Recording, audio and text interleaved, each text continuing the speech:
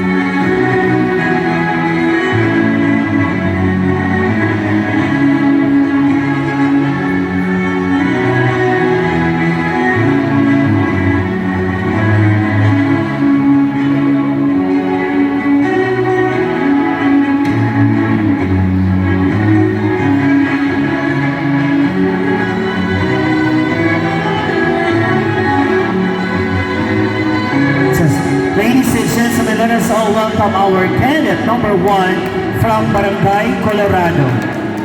She's wearing that costume because way back in abroad, she served Moroccan people as her employers. This costume is called a Moroccan kaftan, which is considered to be the ultimate formal attire for Moroccan women during ceremonies such as weddings, baptisms, and religious festivals.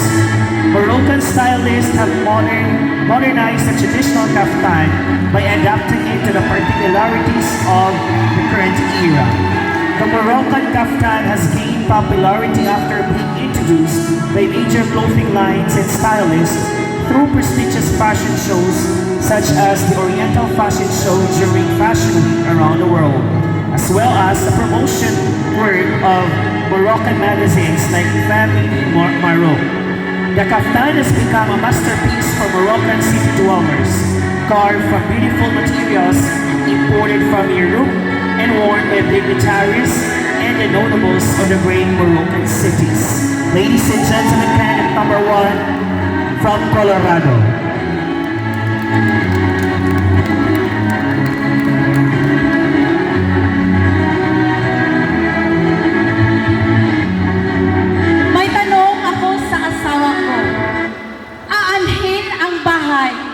Nakatira ka na sa puso ko. Rosalie Fuentes Bongkawil, 48, representing Barangay Colorado OFW Association. Thank you. May I play for our candidate number 2.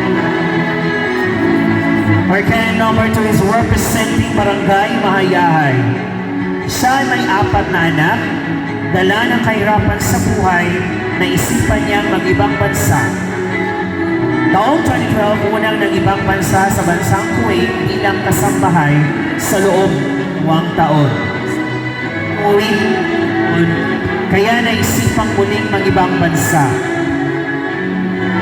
Noong March 8, lumipad muli sa ikalawang pagkakataon sa bansang UAE sa kasawiyang palad na kailang palipat-lipat na employer hanggang sa ikalimang employer ay tinakasan ito. Nabuhay siya ng walang dokumento sa Dubai. Sari-saring trabaho ang pinasok, patususan lang ang pamilya sa Pinas. Cleaner, server, food attendant, hotel staff, waitress, caregiver, and sales assistant. Yan ang mga trabahong bumuhay sa kanya hanggang sa nagkaroon ng amnesty noong 2019 kaya siya nakauwi. Sa tulong ng OWA, nakapag-umpisa siya ng maliit na buhay. Hindi man sinuwerte sa ibang bansa, maswerte naman siya sa puso ng kanyang mga anak. Ladies and gentlemen, candidate number 2.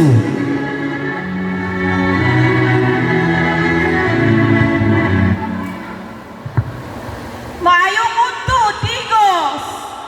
Muto ako sa istorya nga bahalag layo sa banang asawa basta ang gugma ayaw lang jud wala. Ako si Lucel Gonzales Enero, 42 anyos. Gikan sa barangay nga way igang kay Birning Hayahay. Barangay Mahayahay!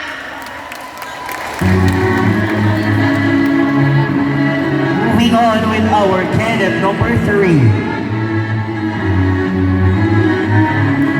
Our candidate number 3 is representing Zone 2. She is Jody Sableo Carrion, 40 years old, and she started studying at Coriosa College with the degree of Bachelor of Science in Commerce, major in Business Administration. And now she is continuing her education at the University of Mindanao, taking a Bachelor of Science, major in Human Resource Management. She became an OFW, entering different jobs in 7 Emirates of UAE, from an in-charge in the skyline for diet food, for the patient for working in the administration of police officers club and military camp. She missed several occasions like Christmas, New Year's Eve, her children's birthday, graduations, and even recitals. It has been tough working a distance, but she found good people which became her comfort, colleagues who strive hard to make a better living for themselves and for their family. For 8 years, she have conquered the land of United Arab Emirates, and now she have returned her way home stronger, wiser, and more confident. Now wearing her usual working shoes, but standing loud and proud with her pageant stiletto. Our candidate number 2, Miss Zone 2.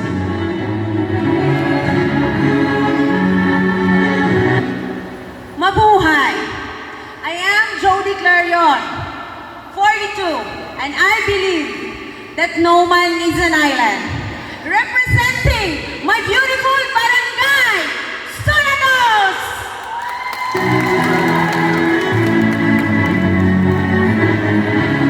Now let's together for our candidate number 4. Our candidate number 4 is from San Miguel. She's Kathy Millones, and she's been working in UAE in the year 2018 to 2019. Her work is being a nanny, but when she came there, she became an overall worker, and she has a wonderful child and a loving husband. Candidate number 1, Miss San Miguel. Mayong mundo sa tanan, ako di ay si Cathy Millones na naniniwala sa kasabihan. To feel like a queen is a simple believing if you believe that you are one. Thank you. Moving on, San Miguel.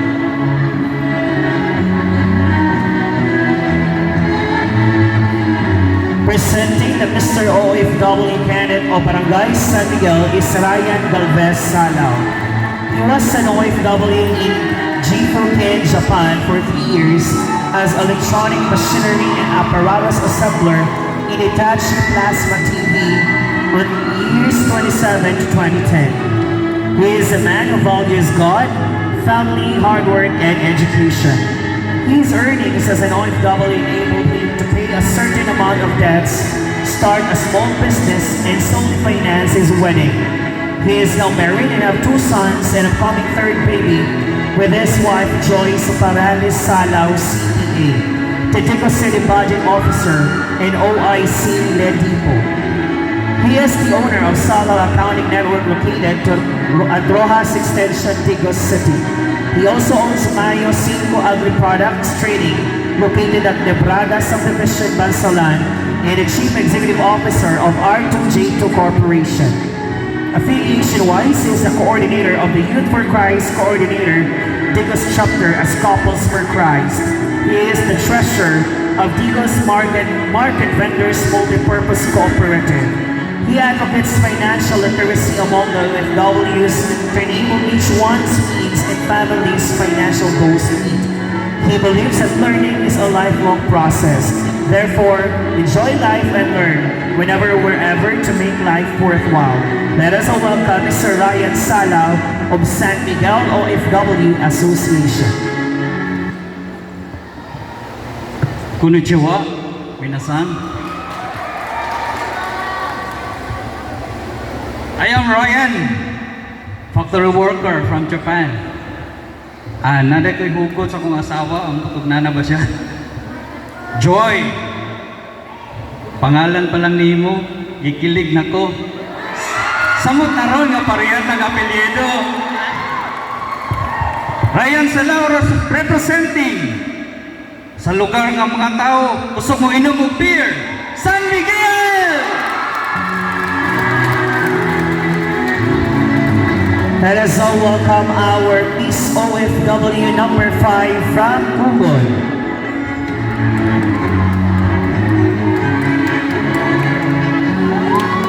Being an overseas Filipino worker is not easy, and yet you accept all hardships of it to fulfill their dreams and to achieve success in life. Just to have a better life for themselves and their dream for families as they can make for more money being as OFW. Working as OFW does not always give full beneficial return. Same one lucky if you found a good employer to work with, but sometimes it's not always a happy ending.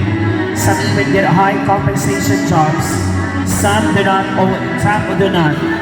OFWs are heroes in many ways, such as brave, more sacrifice, and conflict in order to give their families a better life. Candidate number 5, Miss Kugon. Mayong uto sa tanan, nahihirapan pero hindi susuko. Yan ang laban ng magagawang OFW. Ako si Ana Marie Donaire ng Barangay May I pray for our Mr. Kugon.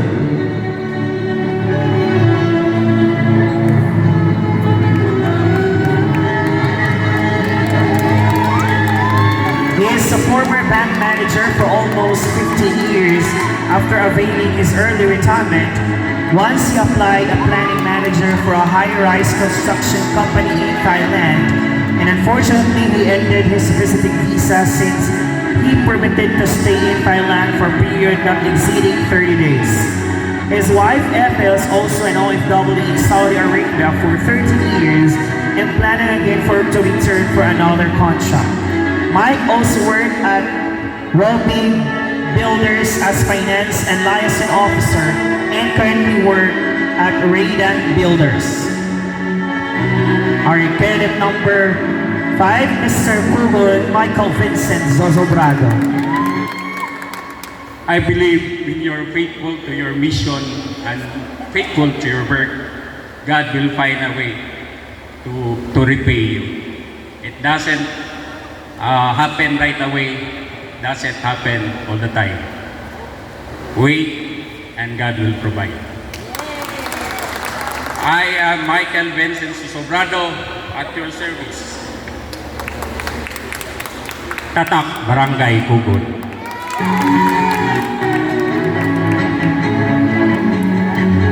Our candidate number 6, Barangay Binaton. Ako si Rizal Melendez, isang dating OFW ng Qatar at Kuwait. 4 years abroad na walang naipon, o diba? Nagserbisyo ako sa isang bansa bilang service crew. 2 taon ako sa Qatar para magserbisyo sa lugar ng mga Arabo. Mahirap pero kailangan kahit pagod at puyat, kailangan tiisin ang masakit na paa sa katatayo para lamang sa tinatawag na serbisyo.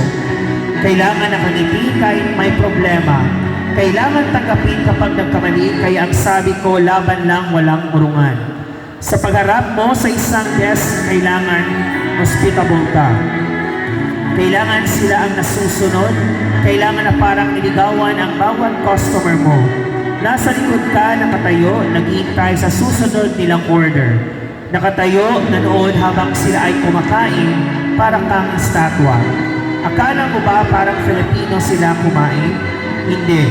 Napakatagal niyan nila. Minsan nakakainis dahil mas marami pang usapan kaysa sa in-order.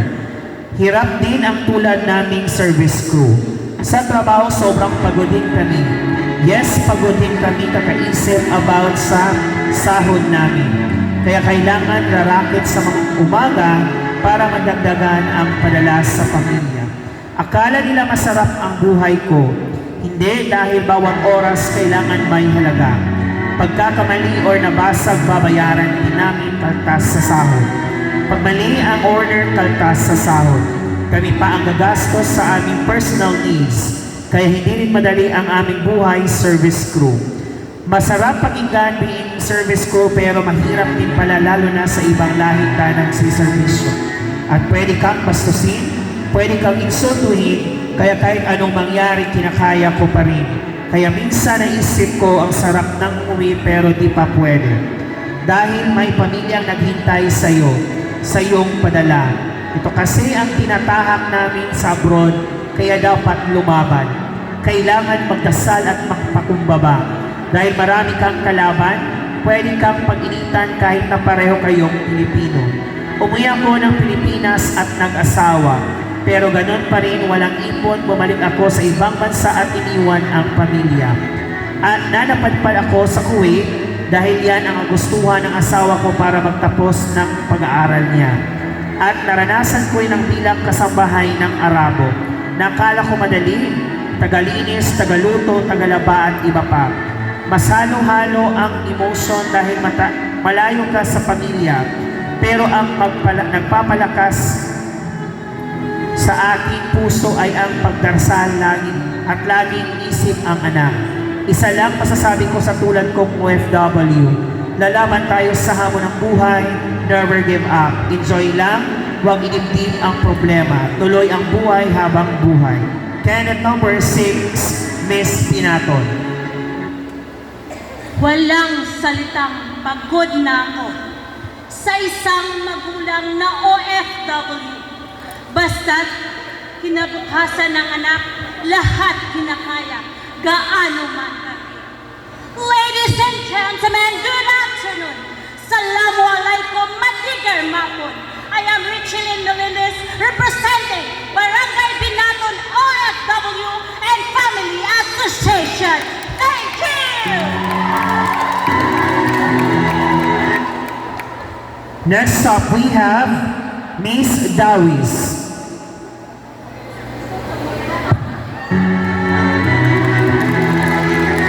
She is born on the 30th day of July in the year of 1979 and residing at Barangay Dawis, Tigos City. But way back in her life as OFW, she tried her luck in the beautiful country of Japan in the year of 2001 to 2005 as overseas performing artist. After that, she went back to the Philippines and stayed there for how many years and decided to try her second luck in the country of Dubai. She's working there as a supervisor cleaner. For having a long stay in Dubai as a cleaner, she found her one true love which is a Filipino as well. After her contract was ended, she went to the Philippines to stay for good. In that time, she built her own family together with her loved ones. They got two handsome sons, namely AJ and Art. Now she's managing her small business and being a full-time mom. Ladies and gentlemen, our candidate number 7 is no other than Joan Latasa from Dawis. Maayong hapon kanatong tanan. Life is a journey, but full of destination. Joan Latasa, 42, Barangay Dawit! May we pray for our Mr. Dawis.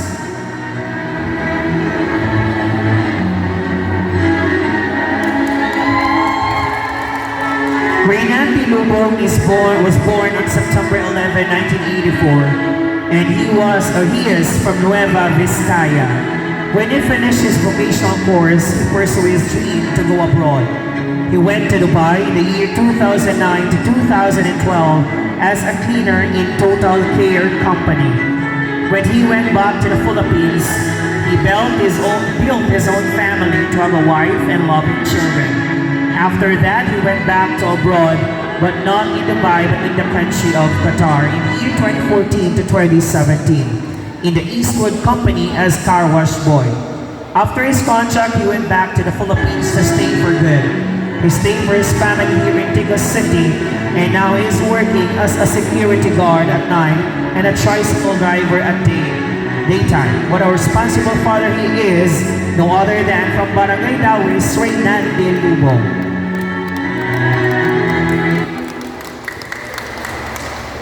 If you believe you can achieve, I'm Reynaldo Lubong, Barangay Dawis. Now let us all welcome our candidate number 8, Miss Tiguman. Masasabi ko ang buhay ng isang OFW ay parang isang sugal.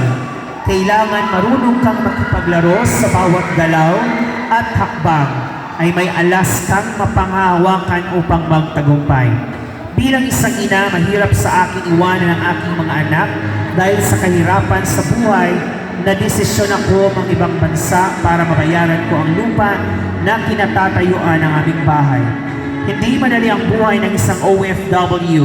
Ang isang paa mo ay nasa hukay. Hindi mo alam makakauwi ka pa ba o hindi. Sobrang hirap ng trabaho doon, kaliwat kanan ang utos ng amo. Kahit may sakit ka, kailangan mo pa rin magtrabaho. Luha at dasal ang tangi kong sandata.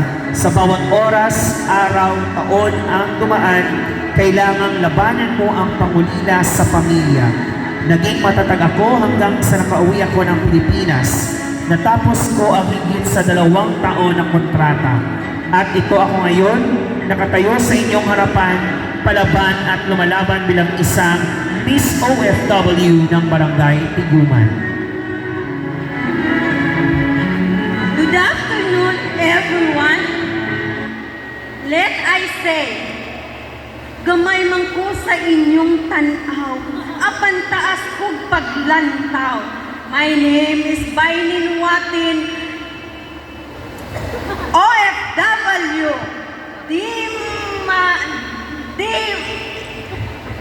Di magkatag, di magtiad, di magbulag, from Barangay Tiguman.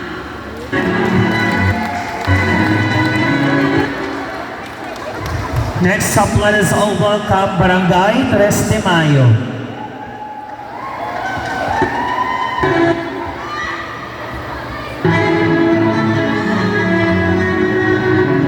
Mona Lisa Bolo is 33 years old and a single mother of 2. She had worked for a year in the city of Abu Dhabi, and currently she is working as an event coordinator and a freelance photographer. Her motto in life is working abroad is a great chance for a good future, but for me, home is still a home. Our candidate number 9, Barangay 3 de Mayo.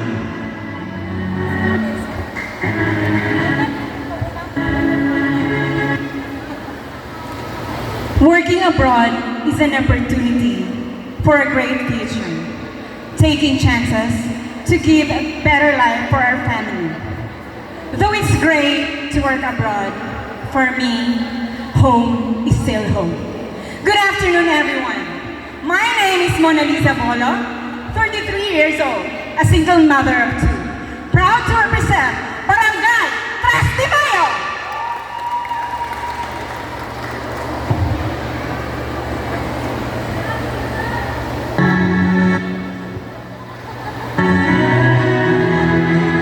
Make way for Barangay San Jose.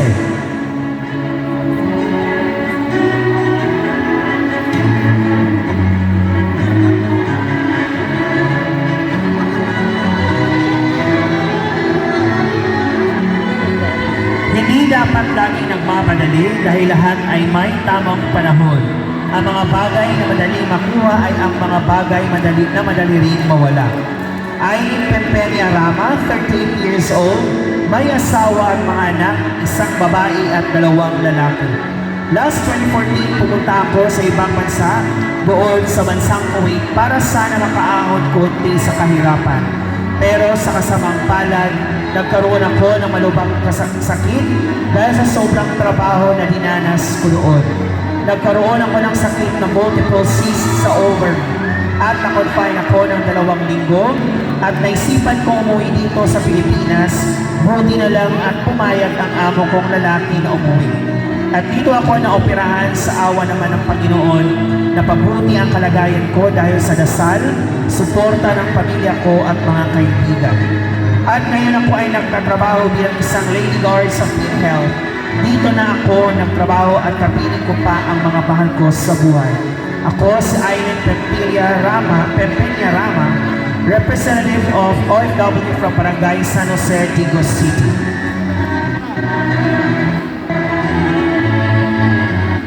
Good afternoon sa tanan na pinasa akong kauban rin sa mga OFW.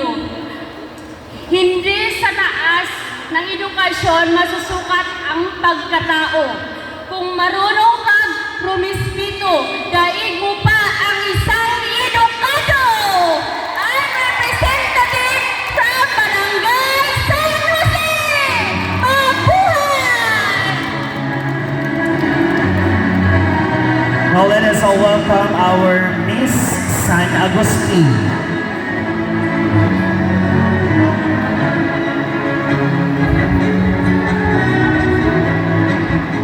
Miss Ay Javier is 51 years old with 3 kids, 2 girls and 1 boy. An OFW from Saudi Arabia and Kuwait within 17 years, and she's representing San Agustin. Magandang hapon sa lahat. Abroad. Salitang abroad masarap pakinggan. Pero doon mo maranasan ang hirap. Thank you. I'm Aimee Manyabaw Javier, presenting from San Agustin Hope Association and 17 years as a OFW in Saudi Arabia and Kuwait. Thank you. Now let us all welcome Mr. Hope San Agustin.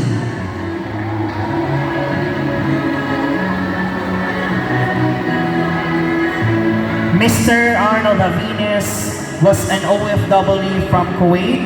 He is 49 years old, having 2 children, 1 boy and 1 girl, and he is representing Hope San Agustin.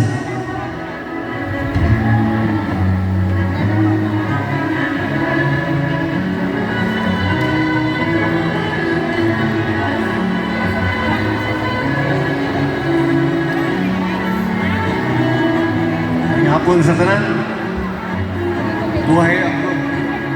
Kung hindi ka magsabi, umuwi kang kulubin.